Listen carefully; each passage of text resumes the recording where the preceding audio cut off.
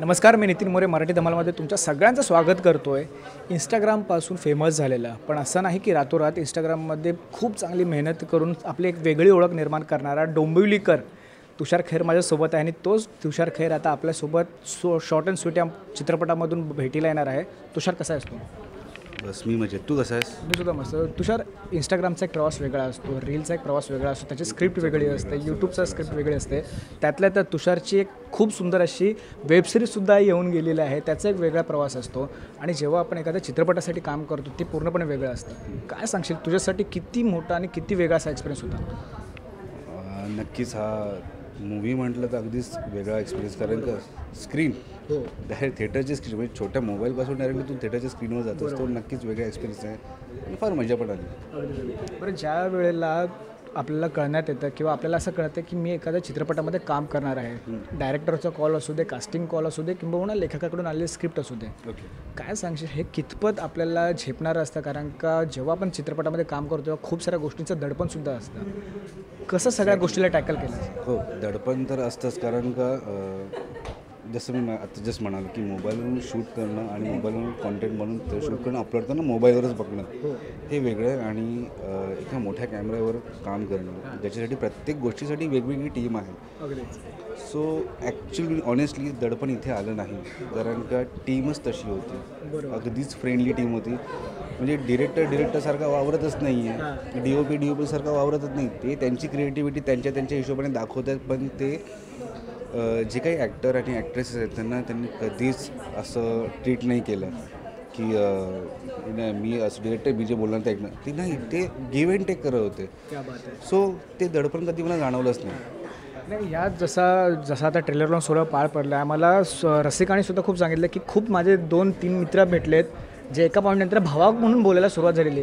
किती खंत वाटते रे जेव्हा अशी अभिनेत्री आपल्याला बोलते की भावा वगैरे काय बोलते, तू काय सांगशील त्याच्याबद्दल? वाटते खंत वाटते आहे, सगळं आलेलं आहे. पण काय सांगशील, खरंच खूप चांगली स्टारकास्ट आहे तुझ्यासोबत. सोनाली कुलकर्णी आहेत ज्यांना आपण लहानपणापासून बघत आलेलो आहोत. काय सांगशील यांच्या सगळ्यांसोबतचा तुझा अनुभव? म्हणजे प्रश्नच नाही, मस्तच अनुभव आहे. कारण का जसं तू म्हणालास की आपण लहानपणापासून बघतोय, अगदीच त्यांचा तो मूवी आपला दिल चाहता है मधला त्यांचा तो डान्स, इव्हन आम्ही कालच्या शोमध्ये त्यांना डान्स पण करायला लावलेला, तो हा वाला. तर त्यानंतर त्याची जास्त काही बोललो नाही, कारण का ते दिग्गज आहेत माझ्यासमोर. म्हटलं जास्त काय बोलायचं बाबा, आणि ठीक आहे, ते पण तेवढ्याच मनमिळावू आहेत. आणि राहिला प्रश्न या दोघांचा, रसिका, हर्षद आणि ओंकार.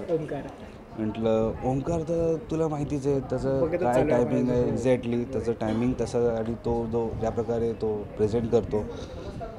रसिकाला तर तिच्या खोडकर स्वभावासाठी आपण ओळखतोच, आणि जे सिरियलमध्ये ती ॲक्ट करतात वगैरे.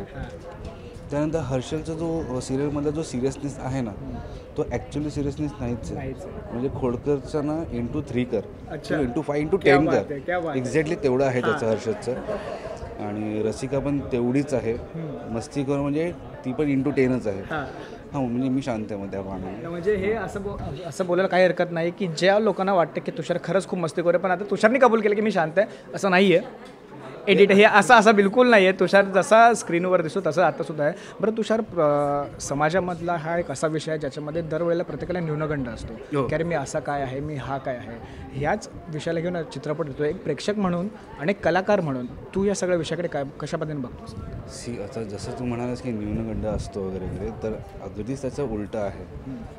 हा या मूवीमधून आपण दाखवण्याचा प्रयत्न केलेला आहे की आपण ॲक्च्युली तो न्यूनगंड नसतो, की आपण एक समाजामध्ये राहून आपण दुसऱ्यांना हिनवत असतो. बरोबर.